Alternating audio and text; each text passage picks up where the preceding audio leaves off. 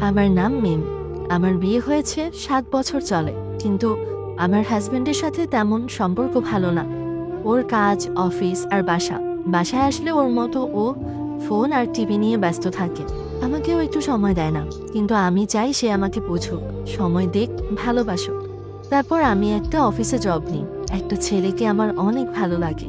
আমি ম্যারিড বলে তাকে কিচ্ছু বলতে পারতাম না, শুধু আড়ালে তাকিয়ে দেখতাম। তেমন দেখাও হতো না, হঠাৎ দেখা হতো। সেও আমার অফিসেই জব করতো। একদিন ফেসবুকে তার আইডি পাই, তখন তাকে সাহস করে নক দিই।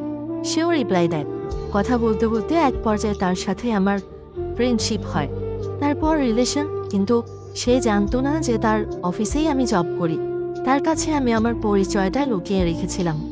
১ সপ্তাহ পর সব কিছু বলি যে আমি ম্যারিড। এটা শুনে ও অনেক ভেঙে পড়ে, কারণ সেও আমাকে ভালোবেসে ফেলে। ফার্স্ট টাইম অনেক কান্না করতো আমার বিয়ের কথা শুনে। যাই হোক, আমি সম্পর্কটা থেকে বেরিয়ে আসতে চাইলাম। যেহেতু আমি ম্যারিড, আমাদের রিলেশনের কোনো ভবিষ্যৎ নাই। বাট সে আমাকে ধরে রাখতো, বলতো কথা বলতে থাকি, পরে দেখা যাবে। আমরা দুজন অলওয়েজ কথা বলতাম। একদিন দেখা করলাম, তখন সে অনেক কান্না করছিল, এই ভেবে যে আমি অন্য কারো। আমাকে সে ছোঁয়ার আগেই অন্য কেউ ছুঁয়ে দিল। এক ঘরে, এক বেডে আমার সাথে অন্য কেউ থাকে। ও খুব কষ্ট পেত। যাই হোক, আমি অলওয়েজ ওরে বলতাম, তুমি কষ্ট পেও না, আমি সব কিছু ছেড়ে দিলেও তোমাকে ছেড়ে দিব না। ২ মাস যখন হয় রিলেশনের, তখন আমি প্রেগনেন্ট হই। তখন এটা শুনে ও ভেঙে পড়ে। তখন আমি ওকে বলি, দেখো, আমরা যখন দুজন দুজনকে ছাড়া থাকতে পারবো না, তাহলে বেবিটা অ্যাবর্শন করে ফেলি, পরে পালায় বিয়ে করি। ও বলে, না, এটা সম্ভব না। মানুষ কি বলবে, ফ্যামিলি মানবে না, সমাজ বলে কথা আছে। আমিও খুব কান্না করতাম। আমার বিয়ের ৬.৫ বছর পর আমার বেবি আসে আমার পেটে, অথচ আমি হ্যাপি না। ওর জন্য ওকে মেরে ফেলার ডিসিশন নিচ্ছে। তখন আমার বিএফ আমাকে অনেক বোঝায়, বলে যা হওয়ার তা তো হয়েই গেছে, থাকতে থাকো, ইনশাল্লাহ, তোমাকে ছেড়ে যাচ্ছি না আমি। খুব অবাক হতাম ওর কথা শুনে। এক এক সময় এক এক কথা বলতো। আমি ওকে ছাড়া থাকতে পারতাম না, তাই ওর সব কথা শুনতাম। আমার বেবি যখন ২ মাস বয়স, তখন জবটা ছেড়ে দেই। ওর সাথে তেমন আর দেখা হয় না। ও দেখতে মাশাল্লাহ অনেক সুন্দর ছিল। ওর সাথে আমার কোনো দিক দিয়ে যায় না। বাট আমি মনে মনে ভাবতাম যে ও হয়তো একটু আলাদা সবার চেয়ে। অলওয়েজ তার বিপদে আমি পাশে থাকতাম। যখন টাকা লাগতো, ও আমার কাছ থেকে নিত। আমার রিলেশনের বয়স যখন ৪.৫ মাস, তখন ও বলে ঢাকা ঘুরতে যাবে। তখন ও ১,০০০ টাকা চায়। ওর কিছু ঋণ ছিল। আমার কাছে একটা ব্যাংক ছিল। আমি ওই ব্যাংকটা ভেঙে ওকে ৬,০০০ টাকা দিই, সব ঋণ শোধ করার জন্য।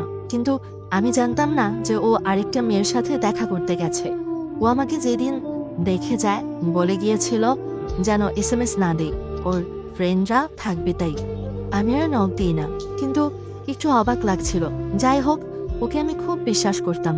পরে ও ঢাকা আসার পর আরেকটু চেঞ্জ হয়ে যায়। তারপর ওরে আমি অনেক কিছু বলে বোঝালাম। ও ঠিক হইল।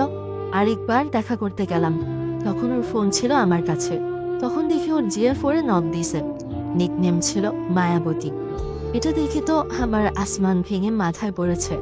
আমার চোখের পানি টলমল করছে। ও আমার হাত থেকে ফোনটা নিয়ে নিল।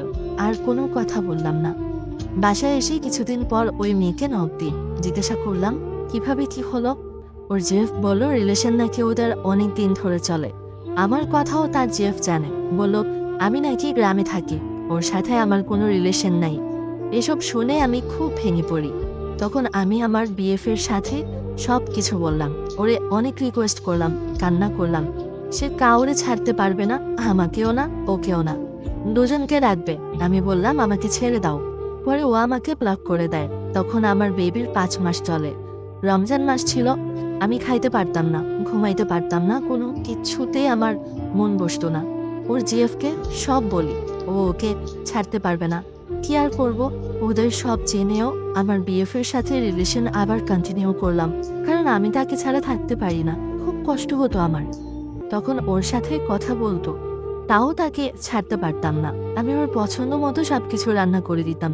ও কিছু বলার আগেই বুঝে নিতাম সেও আমাকে অনেক ভালোবাসতো। আস্তে আস্তে ও কেমন জানি হয়ে গেল। ওরে বলতাম, তুমি রিলেশনে গেছো, আমাকে বলতে পারতে। আমাকে বুকে জড়ায় ধরে কান্না করো। আবার আরেকজনকে কেমনে ভালোবাসো?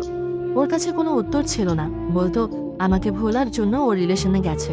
খুব অদ্ভুত লাগতো বিষয়গুলা। এক সময় জানতে পারি ও যা করেছে আমার সাথে সেম কাজ ওর জিএফ ওর সাথেও করেছে। ওরা ঘুরতে যাইতো, ওর পিকগুলা আমাকে দিত, আমি ওকে বারণ করতাম, তাও দিত।